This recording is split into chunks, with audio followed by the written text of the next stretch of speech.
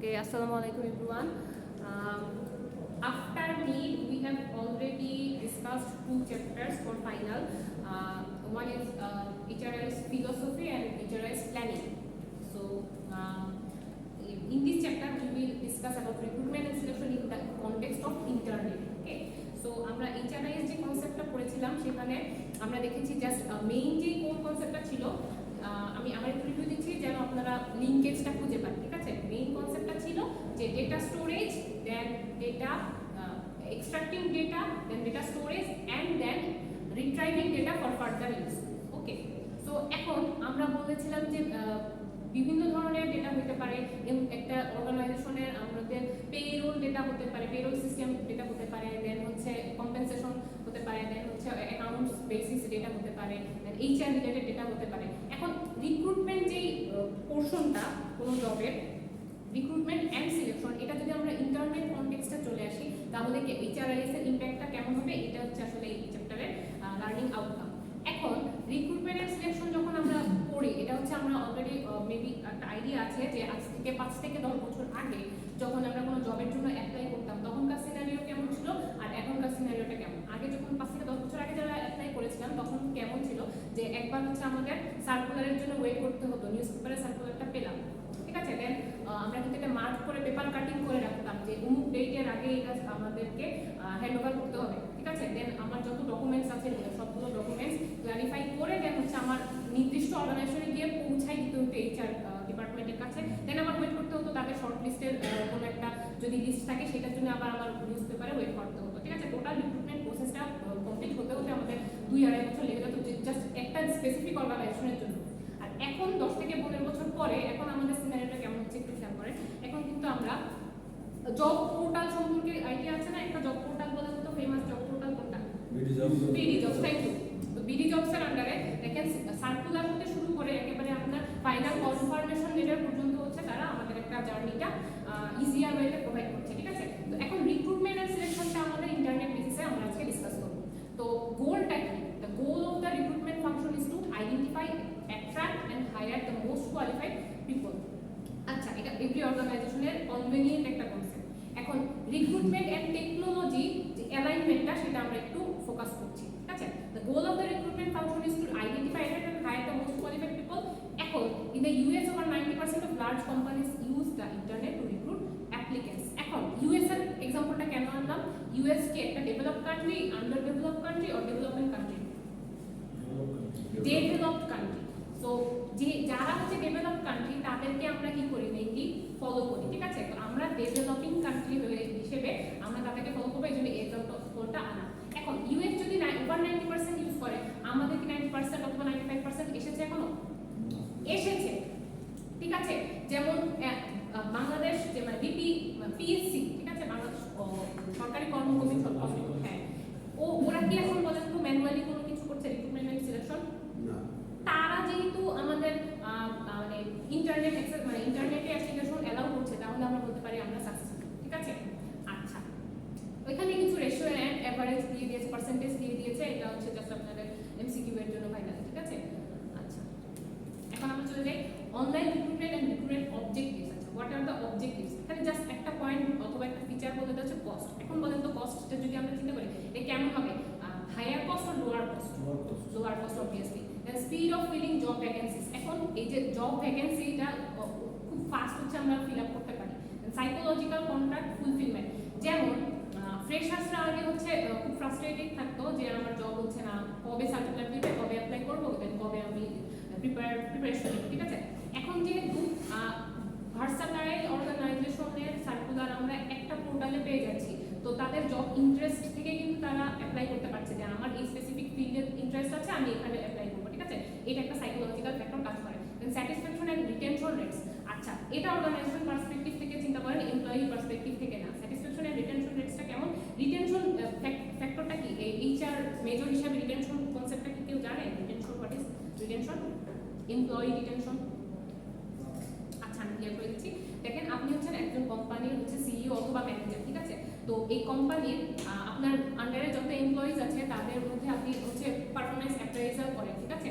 এখন অ্যাপ্রাইজ করে দেখলেন যে কারো কারো হচ্ছে ডিসমিসাল রেট হায়ার, মানে হচ্ছে কোনো এমপ্লয়ি তাদের মোটিভেশন হারিয়ে ফেলেছে কাজের প্রতি, হ্যাঁ, তারা হচ্ছে লেট এন্ট্রি করছে, দেন হচ্ছে ডিউটি ফুলফিল করছে না, টার্গেট ফুলফিল করছে না, ঠিক আছে, এদেরকে মানে কাজের প্রতি মানে ডিউটি ফুলফিল করার জন্য যদি মোটিভেট করতে হয় তাহলে ওটাকে আমরা বলি হচ্ছে রিটেনশন।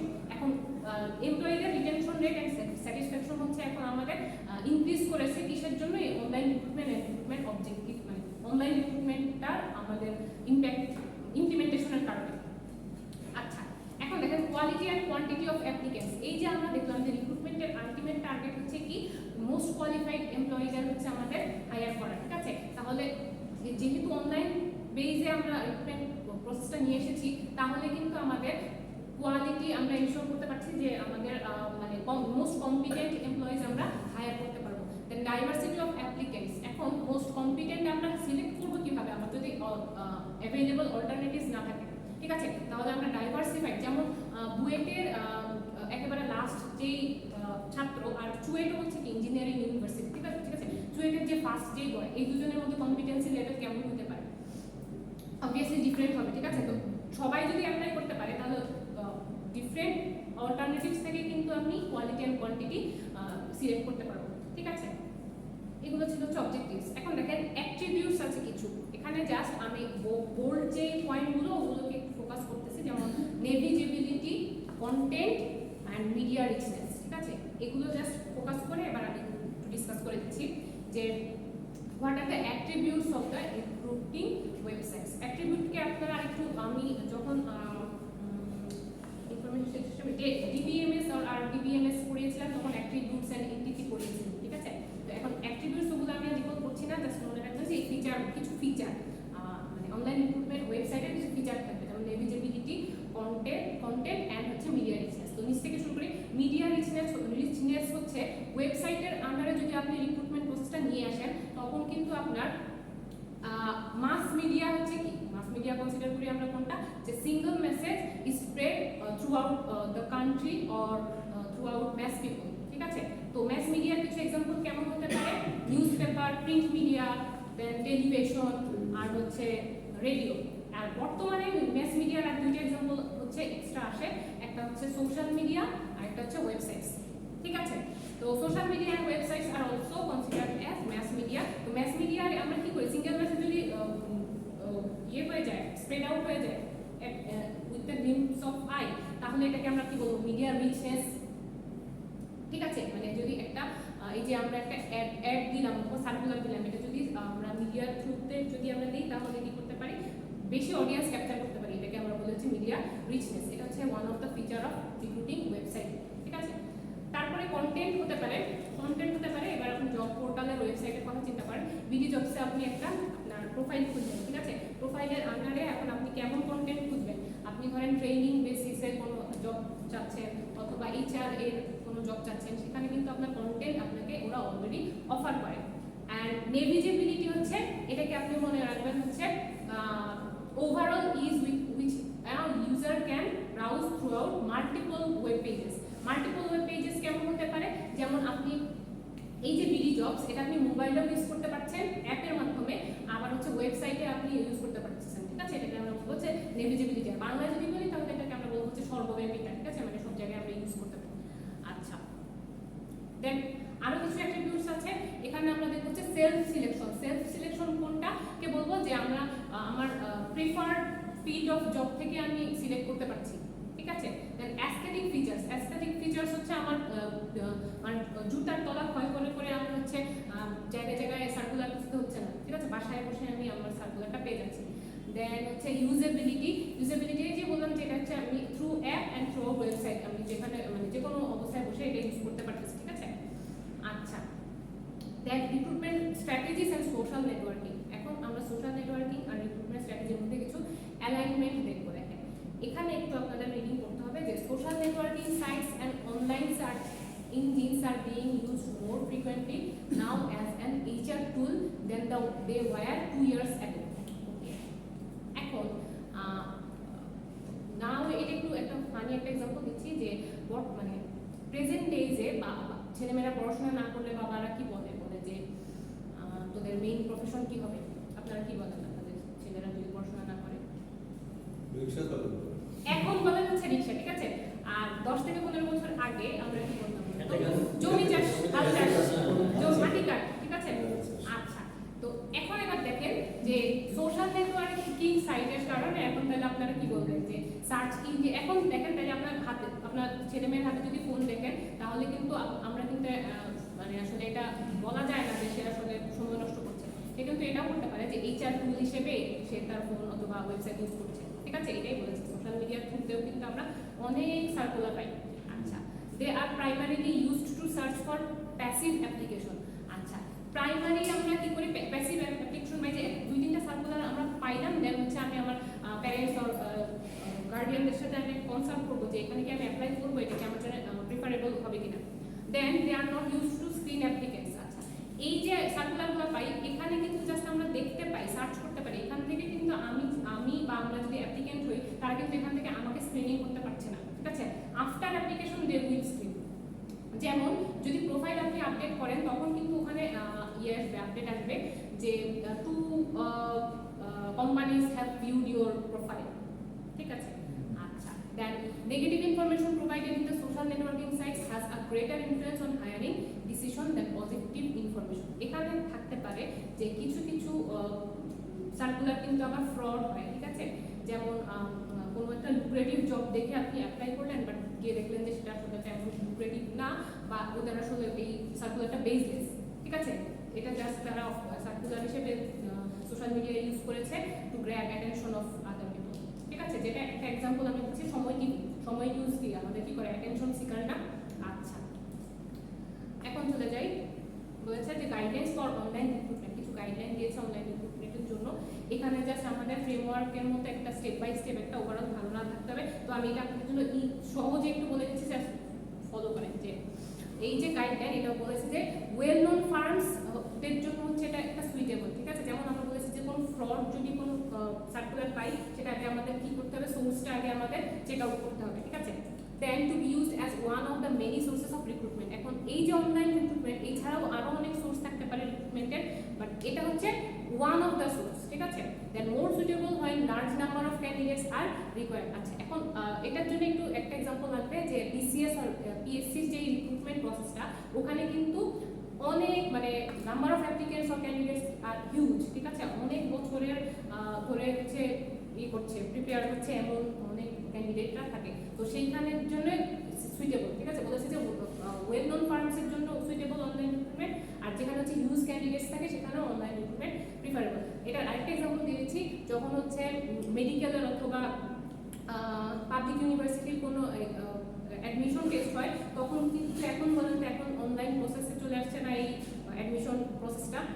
তো ওখানে হ্যাঁ, ওখানে কেন এটা ইউজ করছে, মানে ওইটার জন্য কেন সুইটেবল, কারণ ওখানে কিন্তু ক্যান্ডিডেটস নাম্বার হচ্ছে ইউজ, ঠিক আছে, এই কারণে। এখন be aware of limitations such as the limited ability to attract highly qualified candidates and minority candidates. এখানে কিন্তু একটা জিনিস একটু মাথায় রাখতে বলেছে যে আমরা যখন অ্যাট্রাক্ট করবো তখন কিন্তু আমাদের দুটো জিনিস খেয়াল রাখতে হবে। যখন আমরা অ্যাপ্লিকেশন পাচ্ছি সেখানে কিন্তু লেখা থাকে না যে ওর মাইনরিটি ওরা হচ্ছে মেজরিটি। তো এখানে মাইনরিটি বলতে কিন্তু আরেকটা জিনিস বুঝিয়েছে।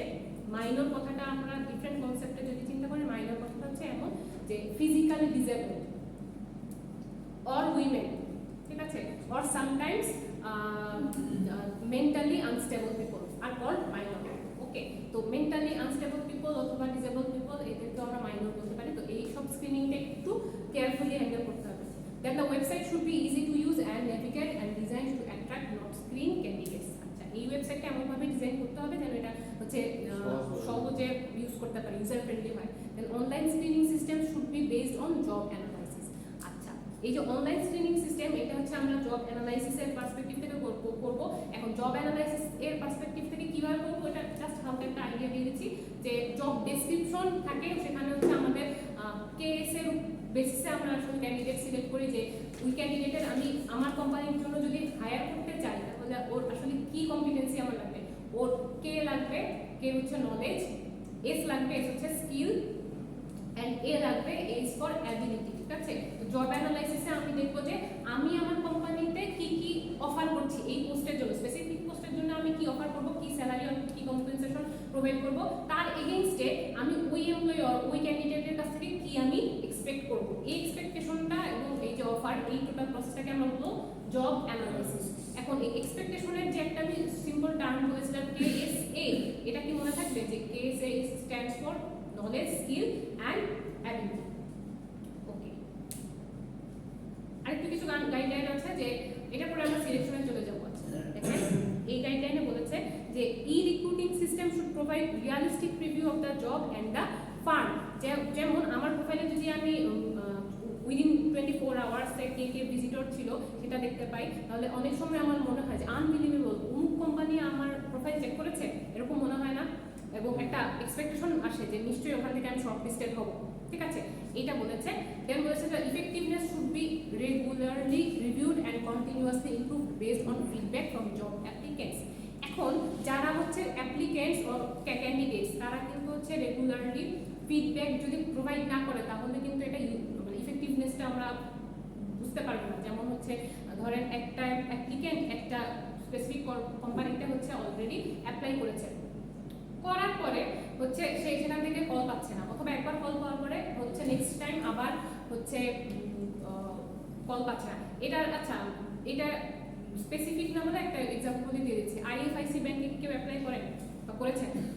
আচ্ছা, ফ্রেশার যারা তারা হয়তো করেছেন যে IFIC ব্যাংকের রিক্রুটমেন্ট প্রসেসটা কেমন থাকে। তারা হচ্ছে অল্প কয়েকজন হচ্ছে নেয় ক্যান্ডিডেট, তারা সিলেক্ট করে, এই কারণে বারবার তারা হচ্ছে রিক্রুটমেন্ট দেয়, মানে জব সার্কুলার দেয়। ঠিক আছে, এইটার কথা বলেছে যে তখন তারা ফিডব্যাক দিতে পারবে যে যারা হচ্ছে অলরেডি ফেস করেছে এই রিক্রুটমেন্ট প্রসেসটা, তারা ফিডব্যাক দিলে তখন এটা ইজিয়ার প্রসেস হয়ে যাবে।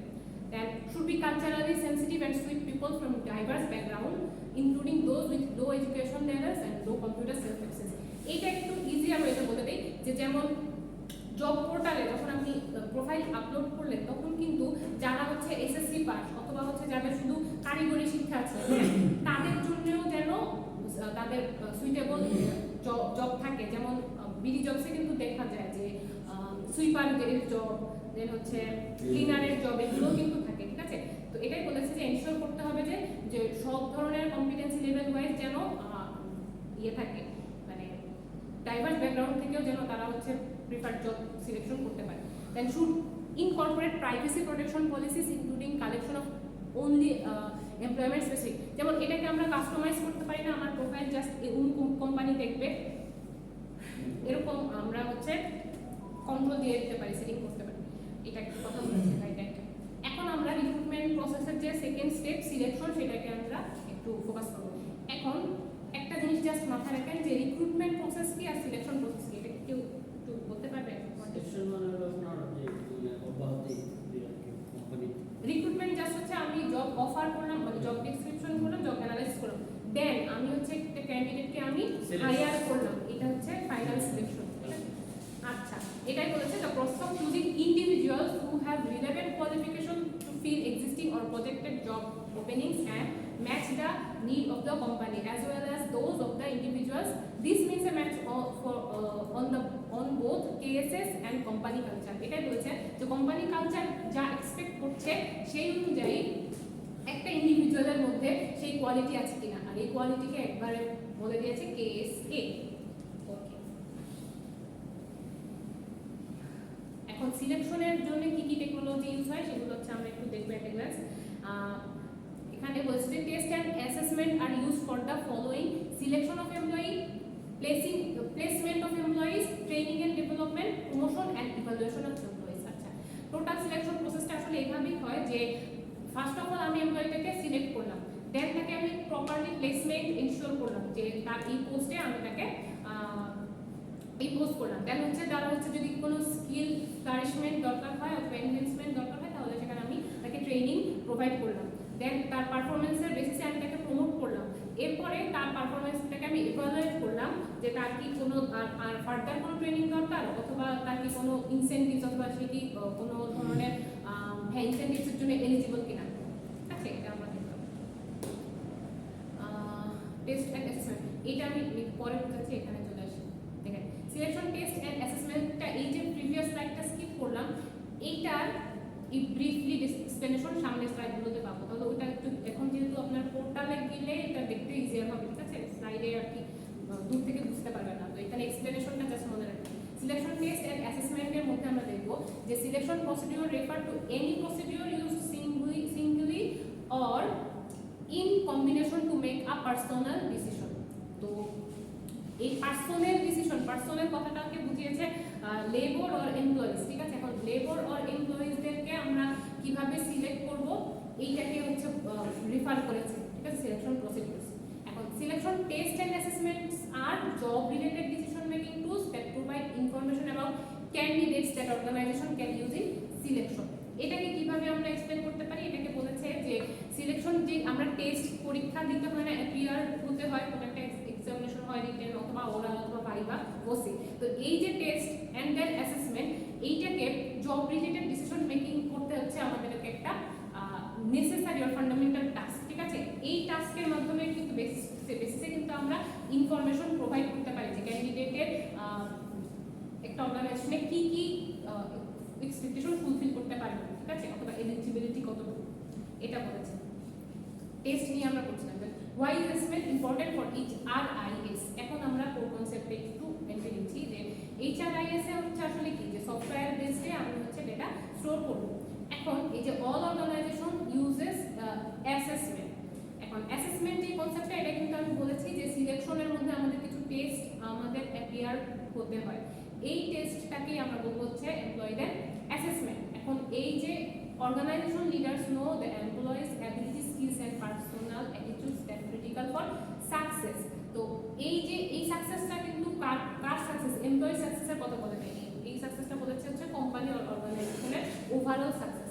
এখন একটা কোম্পানি যদি একটা কম্পিটেন্ট এমপ্লয়ি হায়ার না করে তাহলে সেখানে কিন্তু কোম্পানির সাকসেসটা হচ্ছে থ্রেটেন্ড হয়ে যায়, ঠিক আছে। Then some selection system work better than others. এখন কিছু কিছু সিলেকশন সিস্টেম অন্যদের থেকে আলাদা হয়, যেমন আমরা বলি যে একটা অ্যাসেসমেন্ট সিস্টেম হচ্ছে ধরেন একটা ডে লং ওয়ার্কশপে আমি হচ্ছে একটা রিক্রুটমেন্ট ও সিলেকশন প্রসেস অ্যারেঞ্জ না করে যদি অনলাইনে অথবা সফটওয়্যার বেসে আমি যদি এটা হ্যান্ডেল করতে দেই তাহলেও কিন্তু আমরা সিলেকশন প্রসেসটা কমপ্লিট হবে, ঠিক আছে, এবং আরও বেশি হচ্ছে কি হবে, এটা ফ্রুটফুল হবে। Then employee selection is regulated by anti discrimination law, ঠিক আছে। এটা আমরা একটু রিক্রুটমেন্ট প্রসেসেও হালকা একটা গ্লিম্পস পেয়েছিলাম যে অ্যান্টি ডিসক্রিমিনেশন ল কি বলেছে, যে male and women should have the equal opportunity while in selection process, ঠিক আছে। সিলেকশন প্রসেসে এমন না যে আচ্ছা কিছু কিছু স্পেসিফিক জব আছে যেখানে হচ্ছে উইমেন আর প্রিফার্ড, যেমন নার্সিং যেই অকুপেশন অথবা প্রি স্কুলিং যেই অকুপেশনটা, সেখানে আমরা হচ্ছে ফিমেল টিচারদেরকে বেশি লেখা থাকে যে ফিমেলস উইল বি প্রিফার্ড, ঠিক আছে। এই ছাড়া আর অন্যান্য অকুপেশনে কিন্তু এটা আনএক্সপেক্টেড যে females are also encouraged to apply, এটা কিন্তু আসলে দেওয়া উচিত না, সবসময় ইকুয়াল অপরচুনিটিস প্রোভাইড করা উচিত, ঠিক আছে। এটাই বলেছে যে অ্যান্টি ডিসক্রিমিনেশন লটা আসলে ফলো করা উচিত। Then the value of selections is quantifiable. এই যে সিলেকশনের যে ভ্যালুটা এটা আসলে আমরা কোয়ান্টিফাই করতে পারবো কিভাবে, বেসড অন দেয়ার অ্যাসেসমেন্ট, ঠিক আছে। যে রিটেন ডকুমেন্ট যখন থাকলো সেখানে আমি দেখবো যে এই যে সিলেক্টেড যে ক্যান্ডিডেট তার সাথে যারা হচ্ছে আনসিলেক্টেড তাদের মধ্যে কেমন ডেভিয়েশন ছিল, এটা হচ্ছে কোয়ান্টিফাই করা যায়। আচ্ছা, দেন টেকনোলজি ইস্যুস ইন সিলেকশন। এখন টেকনোলজি বেসিসে আমরা সিলেকশন প্রসেসটা যখন রান করবো তখন কিছু ইস্যুসও আমাদের ফেস করতে হবে, ঠিক আছে। এটাকে আমরা কিভাবে হ্যান্ডেল করবো, দেখেন equivalence between conventional and computerised assessment. Conventional and computerised অ্যাসেসমেন্টের মধ্যে আমরা কিছুটা ইকুইভ্যালেন্স পেয়ে যাই, ইকুইভ্যালেন্স মানে হচ্ছে সামঞ্জস্যতা পেয়ে যাই, ঠিক আছে। এইটাকে আমরা বলবো যে একটা one of the issues of technology. Then bandwidth versus fidelity, how closely should we stimulate the job. আচ্ছা, স্টিমুলেট দ্য জব এটাকে বলেছে যে ব্যান্ডউইথ ভার্সাস ফিডেলিটি কথাটা যেভাবে ডিসকাস করা যায় এটা হচ্ছে যে একটা জব, স্পেসিফিক জব কে কিভাবে হ্যান্ডেল করা উচিত, এটাকে আমরা যখন টেকনোলজিতে ইউজ করব, টেকনোলজি পার্সপেক্টিভ থেকে চিন্তা করব, আর যখন হচ্ছে কনভেনশনাল ওয়ে চিন্তা করব, এটাকে আমরা বলবো হচ্ছে bandwidth versus fidelity. Then validity and security issues created by unprotected online testing. আচ্ছা, যখনই আমরা কোনো টেকনোলজি ইউজ করব বা রান করব তখন কিন্তু আমাদের মেইন ফোকাস থাকা উচিত হচ্ছে data protection or data security, ঠিক আছে। তো ডেটা প্রোটেকশন এন্ড সিকিউরিটির জন্য কিন্তু আমাদের ভ্যালিডিটি এন্ড সিকিউরিটি যে ইস্যুসগুলো সেগুলো থেকে আগে আমাদের কি করতে হবে, কেয়ারফুল থাকতে হবে যখন আমরা অনলাইন টেস্টিং করবো। যেমন হচ্ছে যে কোনো একটা ক্যান্ডিডেট যখন অ্যাপ্লাই করে তখন কিন্তু তার অনেক ইনফরমেশন, পার্সোনাল ইনফরমেশন আমার পোর্টালে চলে আসে, ঠিক আছে। এখন এটা যদি কোনোভাবে লিক হয়ে যায় তাহলে এমপ্লয়াররা কিন্তু এটা চায় না, সরি ক্যান্ডিডেটরা কিন্তু এটা এক্সপেক্ট করে না যে আমার যত ইনফরমেশন আছে, for example bank account number, ঠিক আছে, এগুলো অথবা এনআইডি কার্ড নম্বর অথবা পাসপোর্ট নম্বর, এগুলো ডিসক্লোজ করতে চায় না। আমি জাস্ট আমার একটা জব দরকার তার জন্য আমি অ্যাপ্লাই করেছি, এখান থেকেই যদি আমার এই ইনফরমেশনগুলো লিক হয়ে যায় এটা কিন্তু আনএক্সপেক্টেড, ঠিক আছে। আচ্ছা, এখানে একটা বলেছে যে correlation between assessment scores and job performance. আচ্ছা, এখানে দেখিয়েছে যে কিছু কোরিলেশন বলতে বোঝাচ্ছে যে আপনার স্ক্যাটার ডায়াগ্রামটাকে জাস্ট বার ডায়াগ্রামে আমরা রিপ্রেজেন্ট করে দেখাইলাম যে years of education and training experience এর। আচ্ছা, এটাকে দুই ভাবে একটু চিন্তা করেন যে হরাইজন্টালি এন্ড হচ্ছে ভার্টিক্যালি। ভার্টিক্যাল হচ্ছে যে লম্বা লেফট সাইডের যে কলামটা, ঠিক আছে, আর হরাইজন্টাল হচ্ছে নিচের একেবারে যে কলামটা। তো ভার্টিক্যালে যেটা এটা হচ্ছে আমরা ক্রাইটেরিয়াগুলো দেখবো, আর নিচে দেখবো হচ্ছে আমরা হরাইজন্টালি আমরা দেখবো হচ্ছে পার্সেন্টেজ, ঠিক আছে। তো ফার্স্ট যেটা সেটা বলেছে যে graphology or hand writing analysis. তো হ্যান্ড রাইটিং অ্যানালাইসিসের পার্সেন্টেজ দিয়েছে একেবারে ক্লোজ টু 0। আচ্ছা, এটা আমি দেখে দিচ্ছি। হ্যান্ড রাইটিং অ্যানালাইসিস হচ্ছে এই বারটা দেখাচ্ছে, এটা একেবারে ক্লোজ টু 0, ঠিক আছে। দেন ইয়ার্স অফ এডুকেশন, এটা আমরা যখন দেখব তখন এটা হচ্ছে 0 থেকে একটু higher. Then training and experience ratings যেটা সেটা হচ্ছে 1 এর চেয়ে একটু হায়ার। দেন রেফারেন্স চেক যখন করবে সেটা হচ্ছে একেবারে আরেকটু বেশি। দেন পার্সোনালিটি টেস্ট, সেটা আরেকটু বেশি আমাদের প্রোভাইড করবে information. Then ability test and হচ্ছে structure employment interview. Ability test and employee interview এইগুলো কিন্তু আমরা আবার কোথায় করতে পারি, সিলেকশনের মধ্যে যে অ্যাসেসমেন্ট ছিল টেস্ট, সেখানে আমরা কিন্তু এইগুলো আসলে চেক করে দিতে পারি। আর এই যে পার্সোনালিটি টেস্ট থেকে শুরু করে এই যে হ্যান্ড রাইটিং, এগুলো কিন্তু আমরা কোথায় করি, অ্যাসেসমেন্টের আগে যখন একটা অ্যাপ্লিকেশন আমাদের কাছে আসে তখন কিন্তু আমরা এগুলা চেক করি, ঠিক আছে। এন্ড ফাইনালি একটা আছে যে ওয়ার্ক সিমুলেশন। ওয়ার্ক সিমুলেশন হচ্ছে আফটার সিলেকশন তাকে আমি প্লেসমেন্ট এনশিওর করে দিলাম, এখন সেটা অ্যাসাইন পোস্টে কেমন পারফরম্যান্স করছে, ঠিক আছে। এইটা কিন্তু যখন আমরা মানে ডে বাই ডে দেখেন জাস্ট হ্যান্ড রাইটিং অ্যানালাইসিস দিয়ে কিন্তু আমি তার ওভারঅল কম্পিটেন্সি আসলে আইডিয়া পাচ্ছি না। এই কোরিলেশনটা এভাবে বুঝিয়েছে যে সিলেকশন প্রসেসটা টোটালি কমপ্লিট হওয়ার পরে কিন্তু ভ্যালিডিটিটা একটু ইনক্রিজ হয়, ঠিক আছে, অ্যাসেসমেন্ট প্রসেসে। আচ্ছা, এটা হচ্ছে যারা ডাউনলোড করে দেখতে পারেন। এখন আমরা চলে যাই নেক্সট টপিকে। এখানে বলেছে যে apply HRIS to selection and assessment. এখন আমরা কিভাবে সিলেকশন প্রসেসে অ্যাপ্লাই করব এইচআরআইএস, এটা হচ্ছে আমরা একটা গাইডলাইন পেয়েছিলাম রিক্রুটমেন্ট প্রসেসে, সিমিলার মানে রিক্রুটমেন্ট প্রসেসের সিমিলার অ্যাসেসমেন্ট, যেমন কেয়ারফুলি ডিজাইন করতে হবে। Then development of scoring and decision rules. আছে এই যে একটু আগে আমরা একটা কোরিলেশন দেখলাম, ঠিক আছে, এই কোরিলেশনে যে স্কোর দিয়েছি যে close to 0, then higher than 0, then extra higher than 2 or between 1 and 2, এইগুলাকে আমরা যখন স্কোর করব তখন কিন্তু আমাদের ডিসিশনটা এটার উপরে অনেকভাবে ডিপেন্ড করবে, ঠিক আছে। তো এই যে স্কোরটা আমরা যখন দিব তখন কিন্তু আমাদের সিম্পলিসিটিটা যেন মেইনটেইন হয়। এখানে কিন্তু আমাদের নেপোটিজমটাকে আমাদের কি করতে হবে, নেগলিজেবল ফ্যাক্টর হিসেবে কনসিডার করতে হবে। Then accessing and distributing data, privacy and security. এখন ডেটার প্রাইভেসি এন্ড সিকিউরিটি আমাকে এনশিওর করতে হবে। Cost benefit analysis of online tools. এখন অনলাইন টুল যখন আমরা ইউজ করব তখন আমার এখানে কেমন কস্ট হবে এবং এই কস্টের এগেইনস্টে আমি কেমন বেনিফিট পাবো সেটা কিন্তু আগে আমাকে, যখন আমি ডিসাইড করব যে আমি এইচআরআইএস অ্যাপ্লাই করব in the terms of selection and recruitment process of my organisation, তার আগে কিন্তু আমাকে এটা অ্যানালাইজ করে নিতে হবে। Okay, then apply HRIS to selection and assessment. এখন সিলেকশন এন্ড অ্যাসেসমেন্টের জন্য আমি যখন এইচআরআইএস অ্যাপ্লাই করব তখন আমার কি করতে হবে, test access and security. Security and অ্যাক্সেসটাকে আমাকে আগে টেস্ট করে নিতে হবে। Then test inventory and administrative privileges. আচ্ছা, তাহলে ইনভেন্টরি বলতে কোন সাবজেক্টের ইনভেন্টরি বলেছে, এমপ্লয়ি ইনভেন্টরির কথা বলেছে, ঠিক আছে, অথবা অ্যাপ্লিক্যান্টসদের ইনভেন্টরির কথা বলেছে। মানে আমার যতটুকু পোস্ট খালি আছে তার এগেইনস্টে আমার কতগুলো এমপ্লয়ি আমি হায়ার করলাম, ঠিক আছে, সেটাকে আগে আমাকে টেস্ট করতে হবে। দেন অপশনস ফর স্কোরিং, কারণ স্কোরিং অপশনস এখানে যে একটা কোরিলেশন দেখলাম এখানে কয়টা অপশনস ছিল বলতে পারবেন? আবার একটু রিভিউ দিচ্ছি দেখেন। হ্যাঁ, এখানে বলেন তো কয়টা অপশনস আছে স্কোর দেওয়ার জন্য?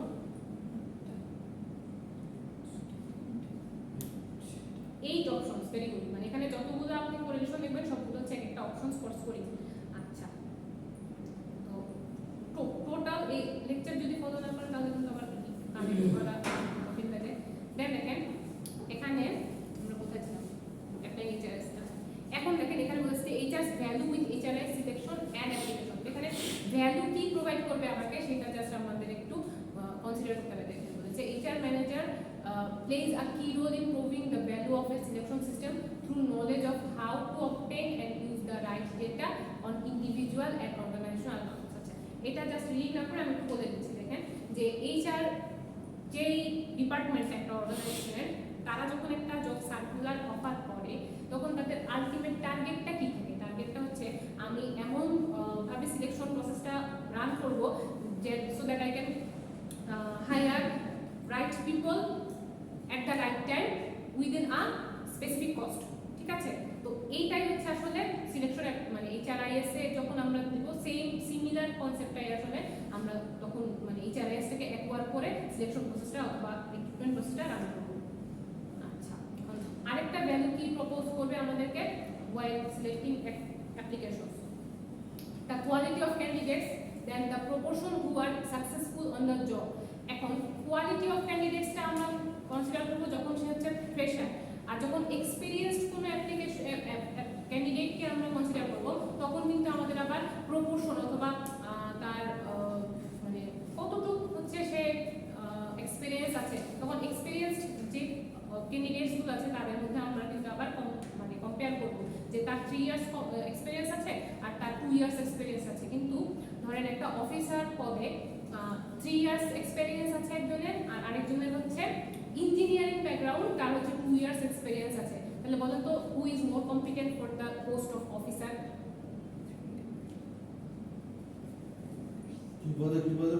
অফিসার পোস্টে একজনের হচ্ছে দুইজনই হচ্ছে এক্সপেরিয়েন্সড ক্যান্ডিডেট, ঠিক আছে। একজনের হচ্ছে 3 years experience in the field of banking sector and another one is experienced in the field of engineering and with 2 years experience। এখন আমরা অফিসার পোস্টের জন্য অফিসার কি রকম অফিসার? ইঞ্জিনিয়ারিং অফিসার যদি হয় আরে ইঞ্জিনিয়ার না, জেনারেল অফিসার, মানে জেনারেল পিছনে তো ব্যাংকে যে জব করে তাকে নিতে 3 বছরের এক্সপেরিয়েন্স, ঠিক আছে। কিন্তু এখনকার ব্যাংকিং সিনারিওটা হচ্ছে ডিফারেন্ট। এখন হচ্ছে ইঞ্জিনিয়ারদেরকে প্রেফার করা হচ্ছে ফর অফিসার পোস্ট। কেন বলেন তো? they can handle, they are used to technology and they have some mind more than the banking sector। কারণ যে হচ্ছে ইঞ্জিনিয়ারিং ব্যাকগ্রাউন্ড সে হচ্ছে ব্যাংকিং রিলেটেড ওয়ার্ক হচ্ছে খুব ইজিলি কি করতে পারবে, অ্যাসিমিলেট করতে পারবে, ঠিক আছে। আর যাদের হচ্ছে ব্যাংকিং ব্যাকগ্রাউন্ড তারা কিন্তু আবার ইঞ্জিনিয়ারিং যে টেকনিক্যাল পার্টটা সেটা কিন্তু আবার হ্যান্ডেল করতে পারবে না। তো আমি যখন সিলেকশন প্রসেসটা রান করবো তখন কিন্তু আমার টার্গেট থাকবে কেমন, যে একটা ইন্ডিভিজুয়াল এমপ্লয়িকে দিয়ে আমি কত মাল্টিপল টাস্ক আমি করাই দিতে পারবো, ঠিক আছে। এটা আসলে target should be this type of. Okay, then proportion গেল। এখন এভারেজে চলে আসি। The average numeric value of an outcome of interest performance criterion. এইটা হচ্ছে আগের যেই ফ্যাক্টরটা তার সাথে রিলেটেড, যে পারফরম্যান্স ক্রাইটেরিয়নের বেসিসে আমি তো প্রপোর্শন আগে ডিসাইড করলাম 3 ইয়ার্স এন্ড 2 ইয়ার্স। এখন আমি কিন্তু পারফরম্যান্স ক্রাইটেরিয়নের ক্ষেত্রেও আমি দেখব যে যার ইঞ্জিনিয়ারিং ব্যাকগ্রাউন্ড সে হচ্ছে আমাকে ভার্সেটাইল বেনিফিট প্রোভাইড করতে পারবে। Then the dollar amount of benefit resulting to the organisation such as the annual increase in revenue.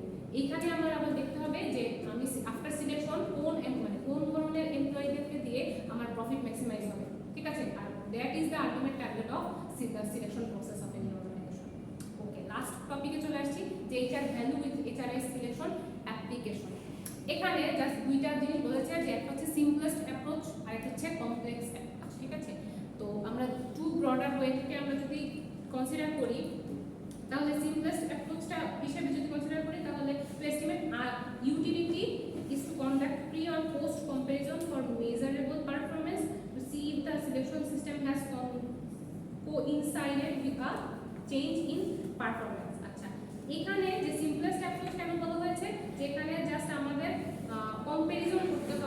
যেই পারফরমেন্সটাকে আমরা মেজার করতে পারবো, ঠিক আছে, যেমন কোন পারফরমেন্সটাকে আমরা মেজার করতে পারবো বলুন তো, যে একটা এমপ্লয়ি কে আমরা মান্থলি টার্গেট দিলাম, ঠিক আছে, সেটা সে অ্যাচিভ করতে পারলো কিনা, এটাকে আমরা আরেকটা এমপ্লয়ির সাথে মেজার করতে পারি, ঠিক আছে।